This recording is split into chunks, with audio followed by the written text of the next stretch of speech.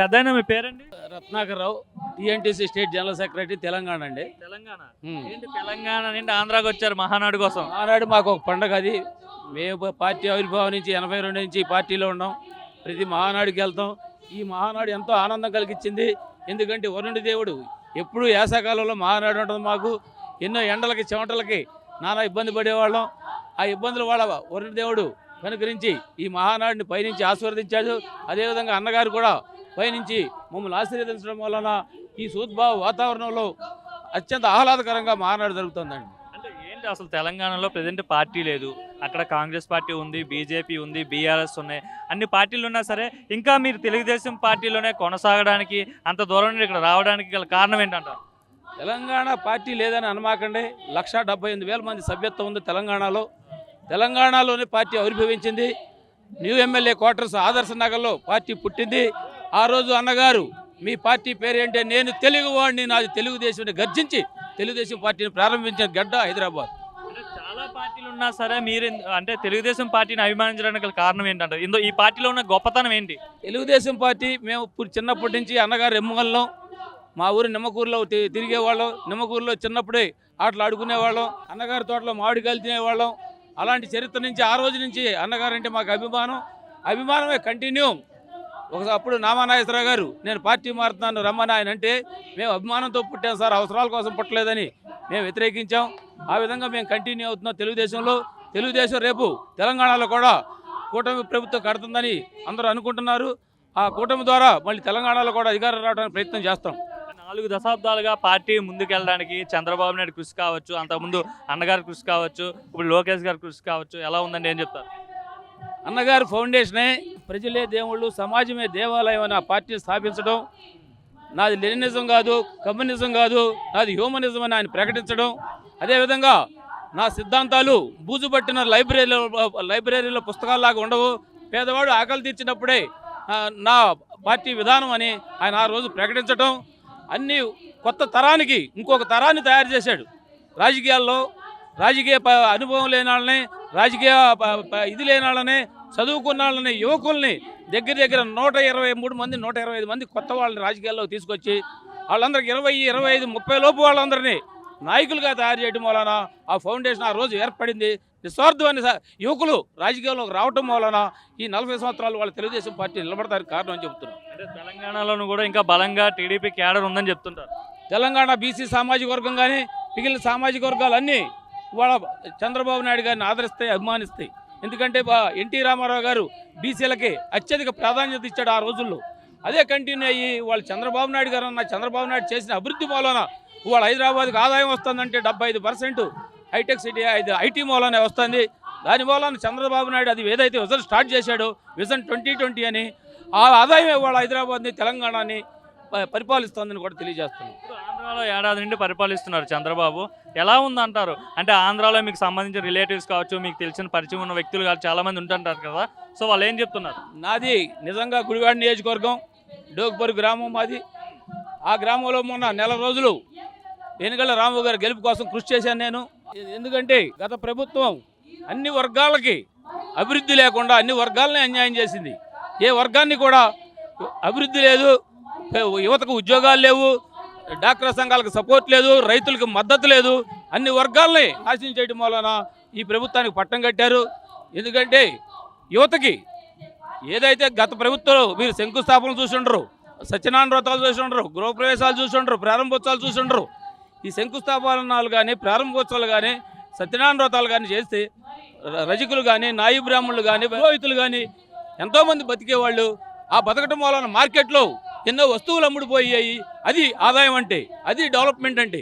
అంతేగాని ఇంటికి డబ్బులు ఇచ్చాం పడుకో తాగి పడుకో అని డబ్బులు ఇవ్వటం పద్ధతి కాదు. యువతకి ఉద్యోగ అవకాశాలు లేకుండా చేశాడు. అభివృద్ధి లేకపోతే యువతకు ఉద్యోగాలు ఎక్కడి నుంచి వస్తాయి? ఈ విధంగా ఈ సంవత్సర కాలంలో 4,90,000 కోట్లు చంద్రబాబు నాయుడు గారు పెట్టుబడులు తీసుకొచ్చారు. దాని ద్వారా రాబోయే ఒక 6 నెలల్లో దగ్గర 4 లక్షల మందికి ఉద్యోగాలు వస్తాయి. ఆ ఉద్యోగాలు రావడం కాదు, వీళ్ళకి అనుబంధంగా కొన్ని లక్షల మంది బతుకుతారు. వాళ్ళు హైదరాబాద్లో 10 లక్షల మంది ఐటీ వాళ్ళు ఉంటే 30 లక్షల మంది పరోక్షంగా వాళ్ళ సేవ చేసేవాళ్ళు ఉన్నారు. జొమాటో కానీ లేకపోతే ఫుడ్ ఇది కానీ క్యాబ్ కానీ ఎంతోమంది shopping malls, cinema halls, hospitals ఎన్నో లక్షల మంది బతుకుతున్నారు. ఆ విధంగా చంద్రబాబు నాయుడు గారు కూడా రాబోయే కాలంలో ఆంధ్రప్రదేశ్ని అదే విధంగా అభివృద్ధి చేస్తారు, అమరావతిని అభివృద్ధి చేస్తారు, పోలవరం తీసుకొస్తారు, ఇవన్నీ యువతకు ఉద్యోగాలు కూడా తీసుకొస్తారని కూడా మనం చేస్తారు. సార్ మీ పేరండి? నా పేరు గడిపూడి సాంబశివరావు అండి. ఎక్కడి నుండి వచ్చారండి? గురిజాల నియోజకవర్గం అండి. పల్నాడు జిల్లా నుండి వచ్చారు. ఎలా ఉంది ఈ మహానాడు ఏర్పాట్లు కావచ్చు, ఈ ప్రాంగణం చూస్తే ఏమనిపిస్తుంది అసలు? బ్రహ్మాండంగా ఉందండి. కనీనిగని రీతిలో ఎప్పుడూ చూడని విధంగా అన్ని ఏర్పాట్లు బ్రహ్మాండంగా ఉన్నాయండి. గత సంవత్సరం నుంచి టీడీపీ మరియు మహాకూటమి చేసిన అభివృద్ధి ఏ విధంగా ఉన్నది ఎవరికి ఎక్స్ప్లెయిన్ చేస్తున్నారు. అంటే ఇంతకుముందు ఎప్పుడైనా మహానాడుకి వెళ్ళారా మీరు? గతంలో కూడా వెళ్ళామండి. వాటికి వీటికి తేడా ఏంటంటారు? గతంలోకి వీటికి తేడా ఏం లేదు కానివ్వండి, సౌకర్యాల పరంగా గతంలో జరిగిన అభివృద్ధి ఎవరికి ఎక్స్ప్లెయిన్ చేయడం కానీ ఇంకోటి కానీ విధానం కానీ ఏదైనా కానీ చాలా బాగుందండి. అవునండి. ఎలా ఉంది ఈ ఏడాది పాలన చూసారు కదా, ఏమనిపిస్తుంది? ఈ సంవత్సరం గత 5 సంవత్సరాల నుంచి జరిగిన పాలనని ఇబ్బందికరమైన పరిస్థితుల నుంచి బయటపడేయడానికి చంద్రబాబు నాయుడు గారి నాయకత్వంలో విశ్వ ప్రయత్నం చేసుకుంటా ఇప్పుడిప్పుడే మొదటి అడుగులు పడుతున్నాయండి.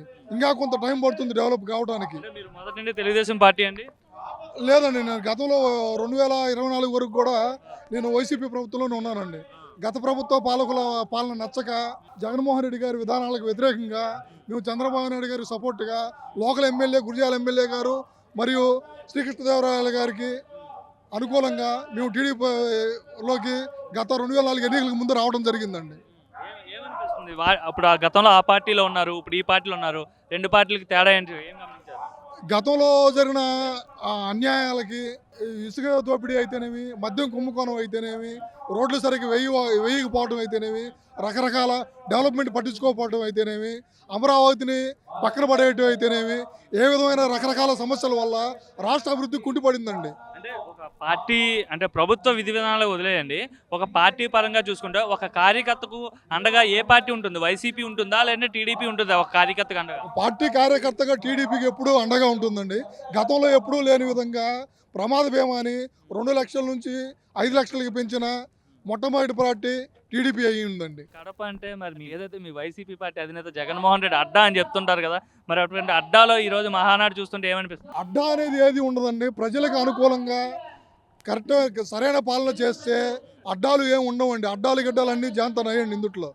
ఖచ్చితంగా కూడా మునుపు గతంలో ఎన్నడూ జరగని విధంగా కడప పార్లమెంటుతో సహా కూడా క్లీన్ స్వీప్ చేసే దిశగా ప్రభుత్వం కూటమి ముందడుగులు వేయబోతుందండి. సాధ్యమవుతుందా? కడప పార్లమెంట్ కావచ్చు, పులివెందుల అసెంబ్లీ కావచ్చు, టచ్ చేయగలరంటారా తెలుగుదేశం పార్టీ? అవుతుందండి, ఖచ్చితంగా అవుతుంది. 151 స్థానాల నుంచి 13 స్థానాలకు వచ్చింది. 11 స్థానాల నుంచి 3 స్థానాలకు పోయే దారి త్వరలోనే రాబోతుందండి. జగన్మోహన్ రెడ్డి బలం వేరు, జగన్మోహన్ రెడ్డి బలగం వేరు. రాష్ట్రం అంతా ఒక ఎత్తు అయినా సరే పులివెందుల్లో జగన్మోహన్ రెడ్డిని టచ్ చేసే పార్టీ కానీ టచ్ చేసే లీడర్ కానీ లేడని చెప్తుంటారు కదా. అటువంటిది ఏం లేదండి. సామాన్య ప్రజలు అందరూ కూడా అర్థం చేసుకుంటున్నారండి. ఎవరు ఏ విధంగా పరిపాలిస్తున్నారు, ఎవరు ఏ విధంగా ఆలోచన చేస్తున్నారు, వాళ్ళ విధానం ఎట్లా ఉంది, ప్రజలకు సేవ చేయడానికి వస్తున్నారా, సొంతంగా సంపాదించుకోవడానికి వస్తున్నారా, ఒక వర్గానికే కొమ్ముగేయడానికి వస్తున్నారా, లేదా రాష్ట్రం మొత్తం బాగుపడడానికి ప్రయత్నం చేస్తున్నారా, ఈ విధంగా ప్రజలందరూ అర్థం చేసుకుంటున్నారండి. తెలుగుదేశం పార్టీ ఒక కమ్యూనిటీకి సంబంధించిన పార్టీ, వైసీపీ ఏమో బీసీల పార్టీ, ఎస్టీల పార్టీ అని చెప్తుంటారు కదా. లేదండి, తెలుగుదేశం పార్టీ అంటేనే బీసీల పార్టీ అండి.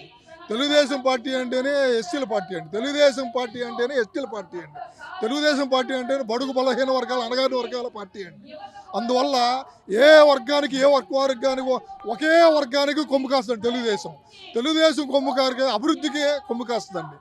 అభివృద్ధికి తర్వాత రోడ్లు బాగు చేయడానికి, సామాజిక వర్గాలకి అన్ని విధాలుగా కూడా అందరికీ సమాన న్యాయం చేసే పార్టీయే తెలుగుదేశం పార్టీ అండి. ఏడాది పాలనలో అభివృద్ధి కావచ్చు, రోడ్లు కావచ్చు, ఇవన్నీ పనులు జరుగుతున్నాయి అంటారా? 80% 90% జరుగుతున్నాయండి. ఇప్పుడిప్పుడే గత 5 సంవత్సరాల నుంచి కుంటుపడిన ఆరోగ్య వ్యవస్థని గాడిలో పెట్టి ఇప్పుడిప్పుడే కొంచెం టైం తీసుకుని గాడిలో పడుతుందండి. రాబోయే గత 4 సంవత్సరాల్లో కూడా పూర్తిగా గతంలో కనీవినడి ఎరగని ఎన్ని విధాలుగా కూడా శుభ్రంగా బాగు చేసి మళ్ళా 2029 కూటమిలో ఈ 11 సీట్లు కూడా రాకుండా చేసే పరిస్థితి ఖచ్చితంగా ఉత్పన్నం అవుతుందండి. లోకేష్ గారికి బాధ్యతలు ఇస్తా అని చెప్తున్నారు. ఒకవేళ బాధ్యతలు ఇస్తే లోకేష్ గారి పార్టీని ఇంత సక్సెస్ఫుల్గా నడపగలుగుతారా? ఆల్రెడీ అఫీషియల్గా బాధ్యత తీసుకోకపోయినా 2024 ఎలక్షన్లోనే లోకేష్ గారు బాధ్యత తీసుకొని యుగళం పాదయాత్ర చేపట్టి ఎన్నో వేల కిలోమీటర్లు ప్రయాణించి నడిచి అన్ని విధాలుగా కూడా ఆ రోజునే మేము అన్అఫీషియల్గా అనౌన్స్ చేశారండి. ఈ అన్అఫీషియల్గా అనౌన్స్ చేసినా చేయకపోయినా లోకేష్ గారి నాయకత్వం 2024 ఎలక్షన్లోనే నిరూపించబడ్డదండి. Please subscribe to Leo News for more videos.